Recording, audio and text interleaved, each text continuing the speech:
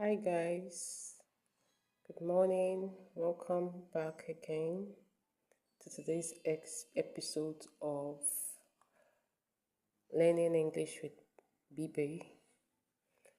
So this was yesterday's tutorial. If you could remember, we spoke about parts of speech, and I promise that today we're going to dive deeply into explanation of the parts of speech. So, before we commence, please like, share, and subscribe if you know you want to grow your English pattern, your English way of life. Are you an adult? Are you a child? Are you a teenager? Are you a youth? Are you still a student? And you want to understand more about English language? Please, this tutorial is for you. This tutorial is for you. Let's drive in. So yesterday we spoke about parts of speech. We said these are different groups of words in English language. Every word belongs to a group based on the job it does in a sentence. You can see, without part, that's to show that parts of speech are very important in our sentences, in our day-to-day activities, in our words, in the way we build vocabularies and the rest of that. Through this part of speech, you know if an English is correct, if a sentence is correct, if it is a proper sentence, if it's a proper phrase, or whatever. It is through the part of speech we are able to build all of that. Without the part of speech, we don't know the correct grammar. In fact, there is no correct grammar without the part of speech. So that is it. And here we say there are 8 main parts of speech. 8 main. You can see here, there are 8 main parts of speech. Underline this word main. So let's explain that. That main means there are 8 main parts of speech, which means the main one. And that does not necessarily mean there are 8 parts of speech.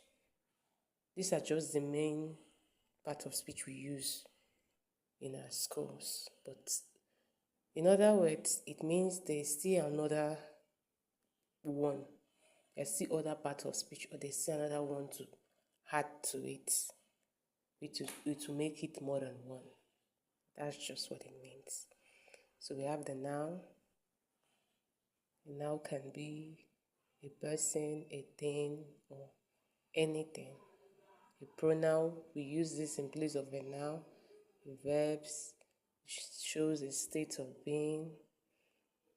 An adjective describes a noun. An adverb, we said all of this yesterday. So, yeah, conjunction, interjection. So, if I may ask to make a sentence. Okay, let me say, a boy and a girl would be needed.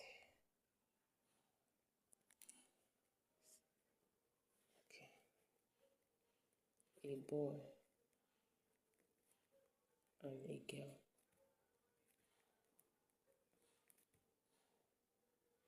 Is needed. Let me just use this. It's needed. This is a sentence because I'm trying to relate an information to someone. So let's break it down. A boy here is a noun. This represents a noun. And here represents what? A conjunction. Because it joins more words together. A girl here is a noun. Is here is a verb. Needed here, to need something. To need something is like also a verb.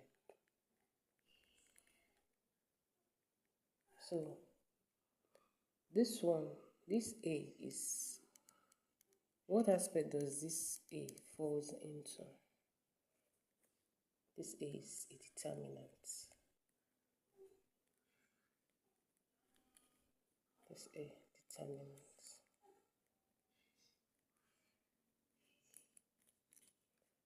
Yes. So in other words,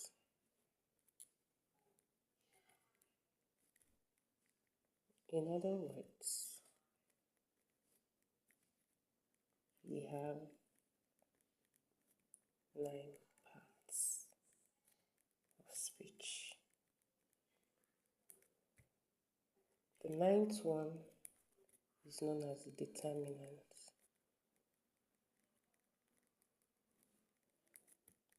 This is where A and this false.